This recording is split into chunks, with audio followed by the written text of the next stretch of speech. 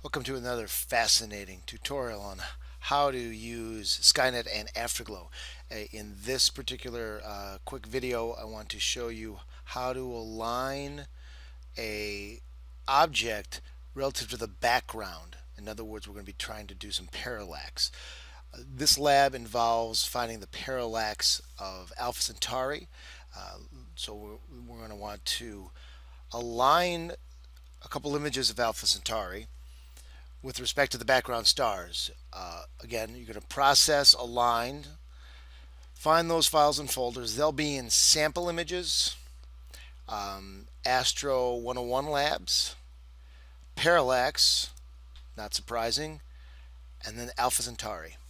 Notice that we've got two images, Alpha Centauri in July, and then again Alpha Centauri in January, 6 months apart, so we'll be able to get a 6-month shift. Little reminder, that is twice the parallax angle, correct? So once you measure this, you'll divide it in two. We'll select those two images and hit select and hit next, and my two images should show up here.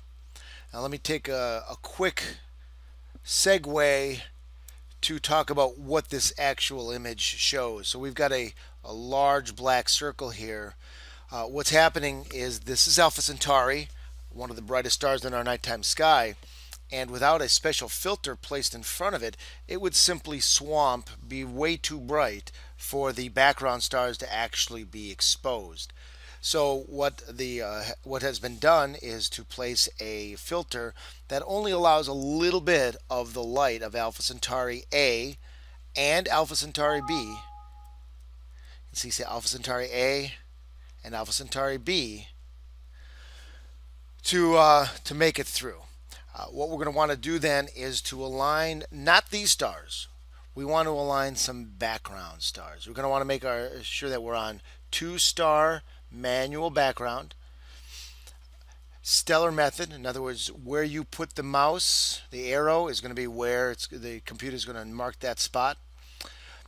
I'm going to pick any 2 stars.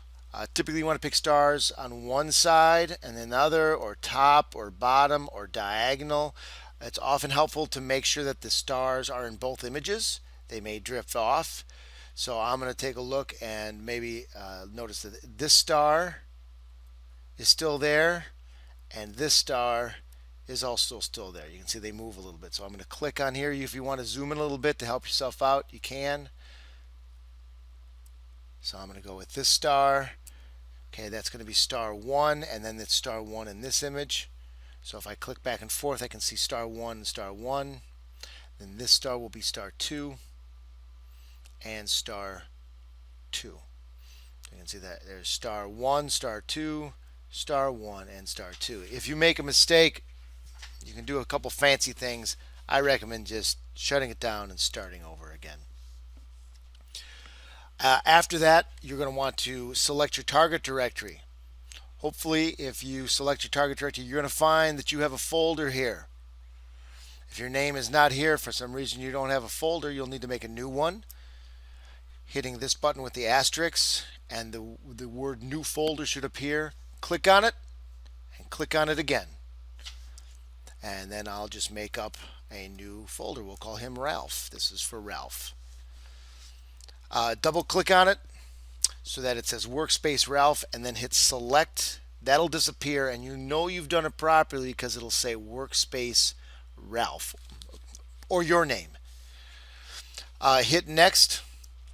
It'll grind, saving these images to that workspace folder, and ta-da, we've aligned it. You'll hit this button, everything will disappear, but that means you've properly aligned your two background stars, and in the next quick video we'll show you how to actually measure the parallax of Alpha Centauri.